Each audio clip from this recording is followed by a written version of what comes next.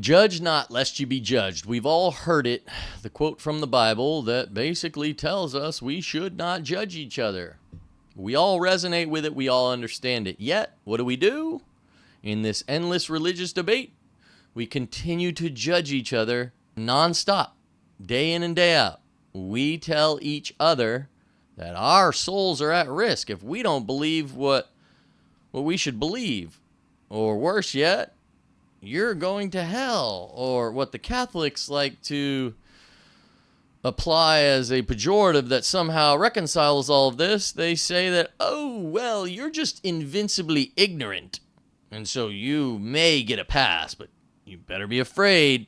You better live in that state of fear if you use your own mind and follow your heart when it tells you that what we're teaching is not the truth. You're just invincibly ignorant. And we, to double down on our arrogance, we are infallible. Why? Because we were given dominion over the entire world and all the lands. Well, we've taken over them through the papal bulls hundreds of years ago. And you must know that we have the power, the divine right. And so we will take over your land. We will tell you where you're going if you don't obey. And sure, judge not lest you be judged. Yeah. But if you commit a mortal sin and you die in the state of mortal sin, then you go to hell forever. But we're not judging you. We're just saying that if you don't go to church on Sunday and you're fully aware that that's a mortal sin, you are now going to hell forever because you died in the state of mortal sin. Now, we're not going to say that you go to hell forever because we can't judge, but we just tell you. Like, it doesn't make sense. But the key here is the idea, judge not lest you be judged. And I want to look at this abstractly because I believe that it's not necessarily talking about people. Religion judges people.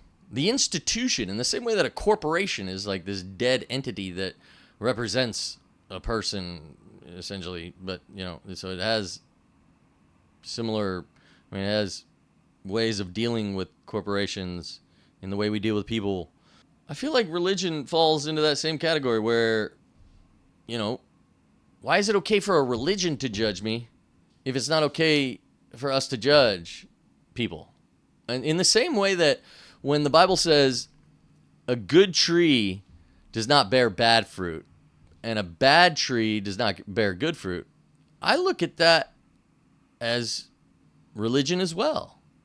So if you take a religion, it should not bear bad fruit.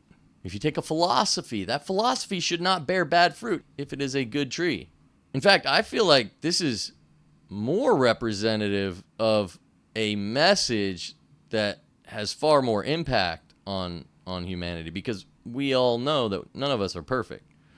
So to say that a good tree does not bear bad fruit, we know that that's not the case. We know that good people make mistakes. We all mess up. No one is good. Only the Father is good, according to Jesus.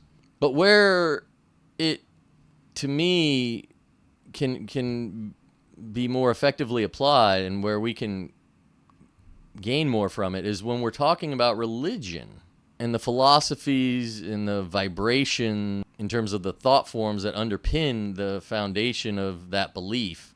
If it's a low vibration frequency like fear that is literally built into the religion, and any religion that says that you will go to hell forever and ever and ever if you don't believe these things or do these things or take part in these rituals, any religion that says that has now built the lowest vibration and frequency of fear into the foundation of their faith.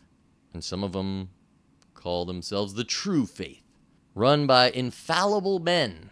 Never mind the arrogance. That philosophy, that religion that instills fear as the fundamental driving force as to why you need to be a part of it, to me is just fundamentally flawed.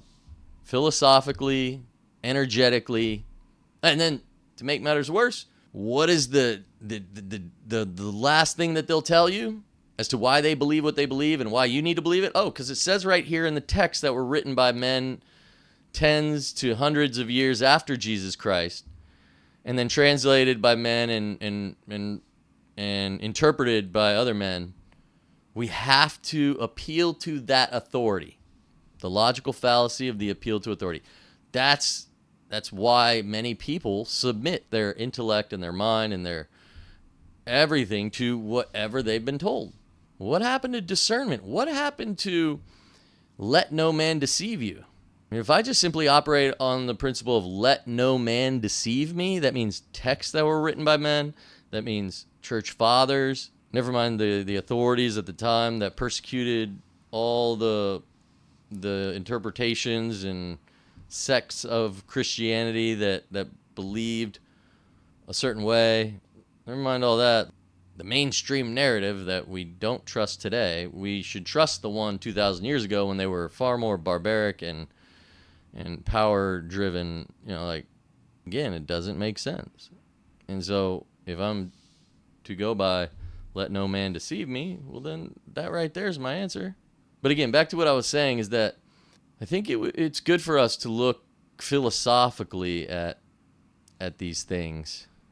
And so, again, when it talks about a good tree does not bear bad fruit, well, Catholicism, look back at the 1500s and the papal bulls, the Requerimiento, I believe, is one. Anyway, they give right to these kings and their militaries to go invade other nations because the Bible says that Peter was given the keys by Jesus. And so they go to these nations, they read this story to them, they tell them that God came down in human form, gave them divine right to have dominion over the earth, take over their lands. For those that don't agree and don't submit, they're heathens and heretics. They kill them. They do what they want with their wives and children. That's a tree that has borne bad fruit. And so, again, that's an example of when you look at it in that sense and you don't limit it to, oh, well, you as a person, you're the only tree. We're the only examples of trees. That's a problem because, again, we all do bad things occasionally. But a good philosophy, a good tree in terms of a philosophy, should not bear bad fruit.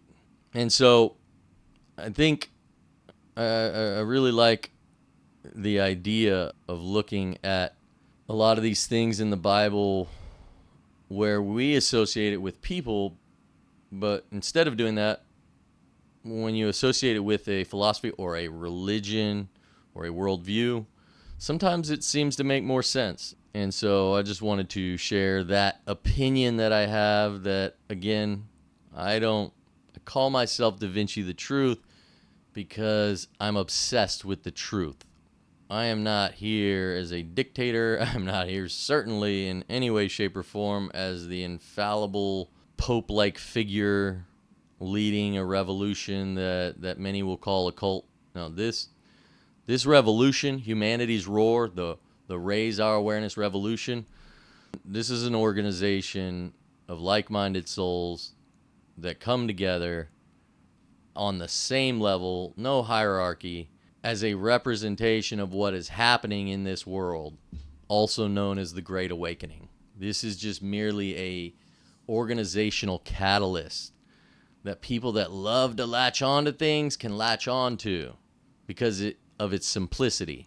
And the simplicity of the message is that we are all divine, and with divine power comes great responsibility. And so we should educate ourselves, and we should inform ourselves, and we should focus on awareness and mindfulness.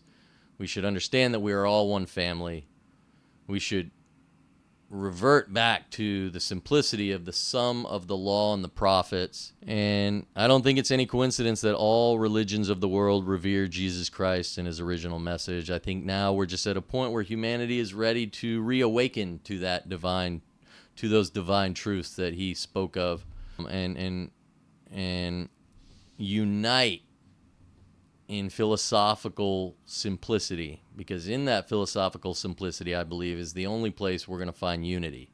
And this is largely tied into our identity, because once we identify with love and oneness and the authentic way of life, the way, as Jesus talked about it, I think, well, the scientific community, the science community is now measuring these things. And we know through the measurement of the vibration and frequency, this is the most ideal. And so how do we achieve that? What sort of worldview is best to achieve that. And what do you know? It's exactly what Jesus Christ was talking about. And it all hinges around the sum of the law and the prophets. Understanding, again, what I was getting at, that this worldview, this understanding of reality, whatever religious perspective that the unified humanity has, that religious perspective, that spiritual understanding of reality shouldn't bear bad fruit. The people will always make mistakes and fail, fall short, sin, miss the mark. But the philosophy and the foundation and the principles that we align ourselves with, and that we lay that foundation for the new earth upon, those principles are the ones that should not bear bad fruit. And so that's the message for today. I'm Da Vinci the Truth. I love all of y'all. God bless.